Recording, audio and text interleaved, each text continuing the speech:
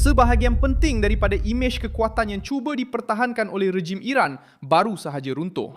Pada hari Selasa 31 Mac 2026, Masoud Pezeshkian telah memberi isyarat dalam perbualan dengan Presiden Majlis Eropah Antonio Costa bahawa Tehran bersedia untuk menamatkan perang dengan Amerika Syarikat asalkan mereka menerima jaminan bahawa serangan baru tidak akan berulang.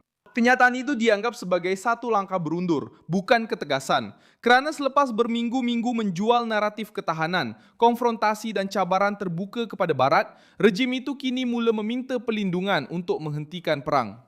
Apa yang ditunjukkan oleh kenyataan ini adalah mudah. Naratif pemimpin kuat telah tergugat. Apabila sebuah kerajaan mengatakan ia bersedia untuk menamatkan konflik, tetapi menjadikannya bergantung pada jaminan bahawa serangan baharu tidak akan berulang, ia jelas menunjukkan bahawa mereka merasai tekanan tersebut. Dan itulah yang difahami oleh pasaran.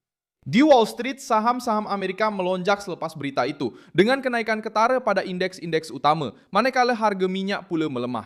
Pergerakan itu berlaku kerana para pelabur memahami bahawa Teheran telah memberi isyarat keletihan. Ia tidak dianggap sebagai satu tanda kawalan. Ia dianggap sebagai isyarat tekanan. Dan ada satu perkara yang lebih penting lagi. Pezeshkian bercakap bagi pihak kepresidenan Iran, tetapi beliau bukanlah orang yang memegang kuasa tertinggi dalam peperangan ini.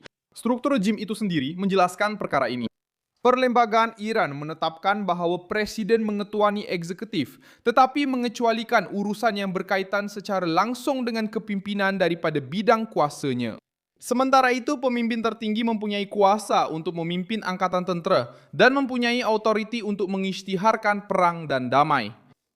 Pada masa yang sama, pengawal revolusi dikenal pasti oleh pusat analisis sebagai salah satu struktur paling berkuasa di Iran dengan pengaruh yang sangat besar dalam bidang pertahanan, keselamatan, dan konfrontasi luaran. Dalam arti kata lain, ucapan Pezeshkian mempunyai nilai politik, tetapi ia tidak menamakan perang itu sendirian. Ia lebih kelihatan seperti pesanan daripada rejim berbanding keputusan muktamad daripada pihak atasan. Ini membantu untuk memahami mengapa kenyataan ini menjejaskan imej yang cuba dipaparkan oleh Tehran. Sepanjang krisis ini, rejim berusaha untuk kelihatan tidak goyah, sanggup menanggung konfrontasi ketenteraan, penutupan sebahagian laluan strategik, dan tekanan ke atas minyak dunia. Tetapi kini, ucapannya berubah. Daripada hanya bercakap tentang penentangan, mereka mula bercakap tentang jaminan. Daripada menunjukkan keyakinan penuh, mereka mula menunjukkan kebimbangan terhadap gelombang serangan yang seterusnya.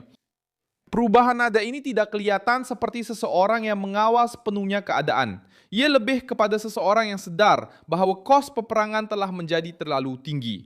Konteks Hormuz itu sendiri menguatkan perkara ini. Rejim Iran telah menggunakan selat itu sebagai alat tekanan, menyekat laluan kapal-kapal yang dianggap bermusuhan, dan menyumbang kepada salah satu gangguan terbesar baru-baru ini dalam pasaran tenaga. Kira-kira 1/5 daripada minyak dan gas cecair dunia melalui laluan ini. Apabila Iran mengancam atau menyekat koridor ini, mereka cuba menunjukkan kekuatan. Tetapi apabila pada masa yang sama presidennya pergi ke Eropah untuk meminta jaminan supaya serangan dihentikan, percanggahan itu menjadi jelas. Ucapan konfrontasi terus berlaku di satu pihak, tetapi permintaan perlindungan muncul di pihak yang lain. Dan gabungan ini melemahkan imej kebal yang ingin dikekalkan oleh rejim itu. Ia juga bukan kebetulan bahawa ucapan itu muncul tepat pada masa ini. Setiausaha Pertahanan Amerika Syarikat, Pete Hegseth, menyatakan bahawa beberapa hari akan datang akan menjadi penentu dan memberi amaran bahawa perang boleh menjadi lebih sengit jika tiada persetujuan dicapai. Pada masa yang sama, laporan menunjukkan bahawa Trump bersedia untuk menamatkan kempen ketenteraan walaupun tanpa membuka semula Selat Hormuz dengan segera, yang menunjukkan bahawa Washington cuba menukar tekanan ketenteraan kepada hasil politik. Dalam senario ini, kenyataan Pezeshkian kedengaran kurang sebagai inisiatif berdaulat dan lebih sebagai tindak balas terhadap kemerosotan kedudukan Iran. Pezeshkian cuba menawarkan jalan keluar yang terkawal, tetapi apa yang dunia lihat adalah sesuatu yang berbeza. Rejim yang ingin kelihatan kebal terhadap kejutan kini menunjukkan bahawa mereka memerlukan jalan keluar untuk menghalang serangan daripada berterusan.